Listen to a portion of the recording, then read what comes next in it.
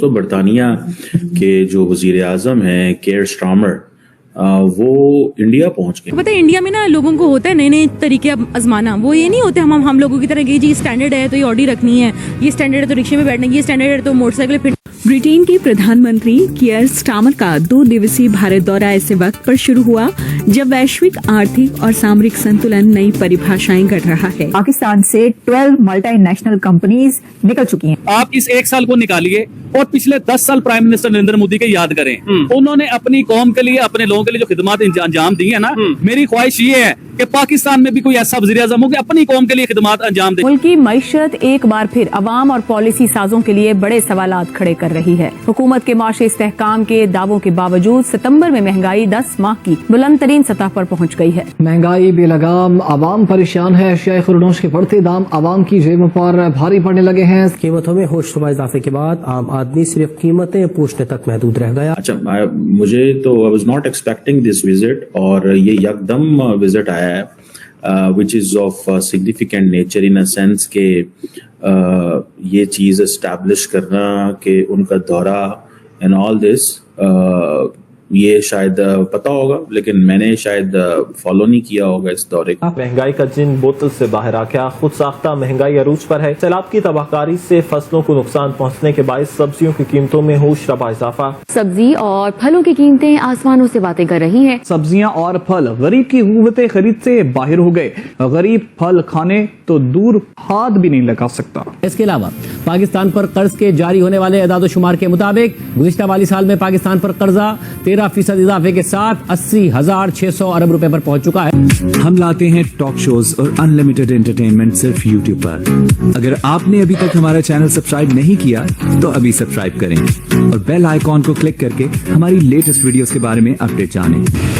जब कोई देश दूसरे देश से घिर जाता है या उसके देश के अंदर आंतरिक कलह मच जाता है, वो भारत की शरण में आता है। और एक बार फिर आज हम आपके सामने एक ऐसी यात्रा की बात करेंगे जो दिखने में भले ही सामान्य लगे, लेकिन इसके पीछे छिपा है एक बड़ा जियोपॉलिटिकल गेम। दरअसल ब्रिटेन के प्रधानमंत्री कीर स्टार्मर भारत पहुंच चुके हैं और वो सीधा दिल्ली नहीं बल्कि मुंबई पहुंचे। ये कोई साधारण यात्रा नहीं, बल्कि अमेरिका भारत के बीच टैरिफ युद्ध के बीच एक नया आर्थिक समीकरण बनता दिख रहा है। एक ऐसा समीकरण जो आने वाले समय में जो वाशिंगटन को गुस्सा दिला सकता है। दरअसल कीर स्टार्मर का भारत का ये दौरा 2 दिन का है। अब भारत और ब्रिटेन के बीच व्यापार पहले से कहीं ज्यादा तेजी से बढ़ेगा। अब जब अमेरिका भारत पर टैरिफ का बोझ डाल रहा, उसी वक्त ब्रिटेन भारत से टैरिफ हटा रहा। वो सीधा संदेश है कि भारत झुकने वाला नहीं है, भारत विकल्प बनाने वाला देश है। तो बहरहाल केयर स्टार्मर साहब जो है, ही इज इन इंडिया, और why is he in India, that is a significant question. ये बहुत बड़ा सवाल है, और इस सवाल को मैं थोड़ा सा वो जिसे कहते हैं ना, कोशिश करता हूँ कि एड्रेस करने की कि बरतानिया के दरमियान और इंडिया के दरमियान क्या चल रहा है। आपको याद है कि if you remember few weeks back India UK free trade agreement हुआ है, और India UK free trade agreement से मुराद क्या है। पहली बात तो यह है कि एक लॉन्ग टर्म पार्टनरशिप बरतानिया इंडिया के साथ बनाना चाहता है। जब अमेरिकन्स इंडिया के साथ अनप्रेडिक्टेबिलिटी वाला रास्ता अडॉप्ट कर रहे हैं, as doctor Jaishankar says, when Americans are establishing unpredictable relation with the India, यहाँ पे बरतानिया समझता है कि हमें इस स्पेस को फ़ायदा उठाना है और हमें मज़ीद इंडिया के करीब होना है। उसकी वो लॉजिक क्या है?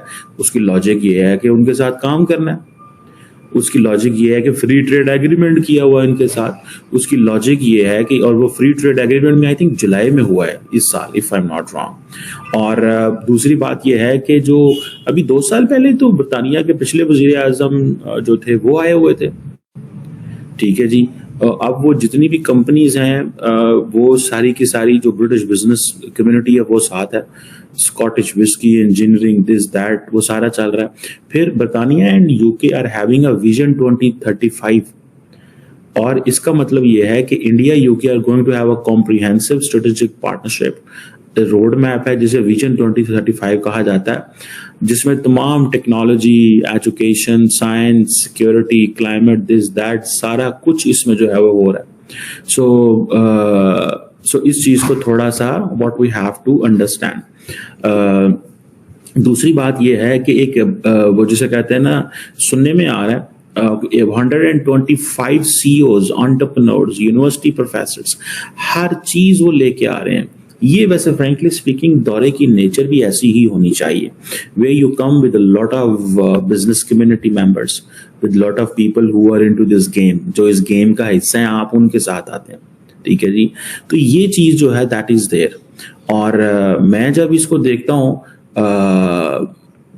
तो मुझे ये लगता है कि ये इंडियंस एंड बरतानिया बेसिकली स्पेस बना रहा है अपनी, फ्रैंकली स्पीकिंग बरतानिया अपनी स्पेस बना रहा है। और उनको इस चीज़ का पता है कि इंडिया के साथ अगर ताल्लुकात को हम लॉन्ग टर्म बुनियादों पे नहीं सोचते।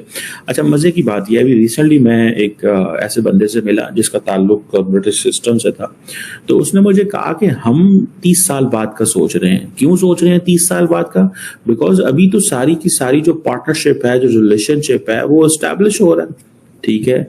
तो हम we are thinking of 30 years, we are thinking of 30 years ahead. हम 30 साल बाद का सोच रहे हैं कि 30 साल बाद क्या होना, अभी हम नहीं सोच रहे। तो ये जो इंडिया के अंदर जो बिजनेस एंटरप्रेन्योर्स और विजन 2035 है ना, बेसिकली बरतानवी लोगों ने ये महसूस किया कि that is where we need to invest. और वो जो एक डिप्लोमेसी की बात की जाती है और स्ट्रेटेजिक कोऑपरेशन की बात की जाती है, ये और खास तौर पे आपको पता है पोस्ट ब्रेक्सिट जो है, बरतानिया ने अपनी सारी की सारी जो जियोपॉलिटिकल इकोनॉमिक स्ट्रैटेजी है वो बदल के रख दी है।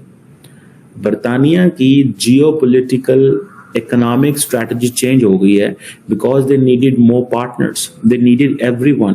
तो अब वो सारी की सारी जो सिचुएशन है that is changing very fastly.